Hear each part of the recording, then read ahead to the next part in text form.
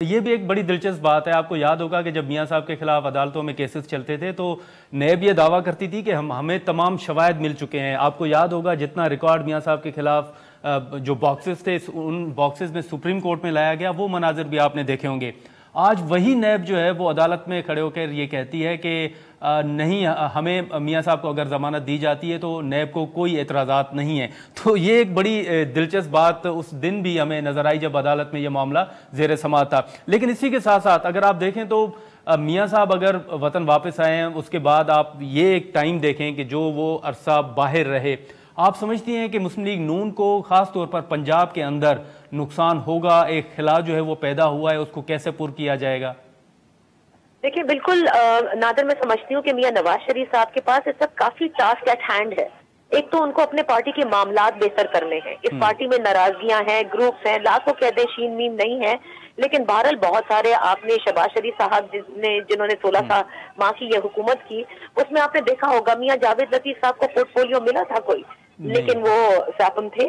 تو لہٰذا اور بھی اس طرح کے بہت سارے، خاقان عباسی صاحب نہ انہوں نے چھوڑی ہے، لیکن البتہ وہ بہت ناراض بھی نظر آتے ہیں مسلم لیگ نون کی طرز سیاست کے اوپر۔ اسی طرح اور بھی بہت سارے لوگ ہیں، لیکن آج میں نے یہ ضرور دیکھا ہے کہ وہ بہت سے ایسے رہنما جو ٹیلی ویژن پر بھی آ کر کے شہباز شریف صاحب کی حکومت کے دور میں نون لیگ کی ریپرزنٹیشن نہیں کر رہے تھے، وہ اپنے قافلوں کے ساتھ یہاں مینار پاکستان کا انہوں نے رخ کیا ہے۔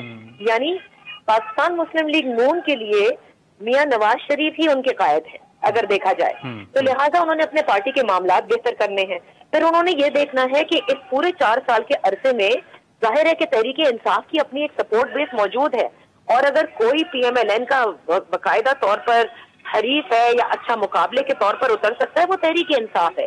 آپ ان کی پارٹی کے لوگوں کو جیل میں ڈالیں یا وہ پارٹی اس شیپ میں نہ بچی ہو، لیکن تب بھی سپورٹ بیس کو توڑنا اتنا آسان نہیں ہے۔ ٹھیک اسی طرح نواز شریف صاحب کی سپورٹ بیس کتنی باقی ہے یہ ان کو نظر آئے گی۔ آج جلسے میں تو لوگ موجود ہیں، لیکن آہستہ آہستہ جیسے وہ آگے بڑھیں گے، کتنا موبلائز کر سکتے ہیں، کتنا لوگوں کو واپس یکجا کر سکتے ہیں اس مہنگائی کے دور میں، اور جب ان کے اوپر یہ بھی ایک چھاپ ہو نون لیگ کے اوپر کہ انہوں نے اپنی ریاست کے لیے سیاست کو قربان کیا، گویا جو بھی کیا انہوں نے مشکل فیصلے لیے، مہنگائی بڑی، لوگوں کے لیے روٹی مہنگی ہو گئی، لوگ آج بے روزگار ہیں۔ وہ حالات تو نہیں ہے نا لوگوں کے لیے آسان۔ لیکن میاں نواز شریف صاحب کے پاس یہ بھی ٹاسک ہے کہ انہوں نے اپنی سپورٹ بیس کو واپس اپنی طرف کرنا ہے کہ جی وہ کر کے دکھا سکتے ہیں۔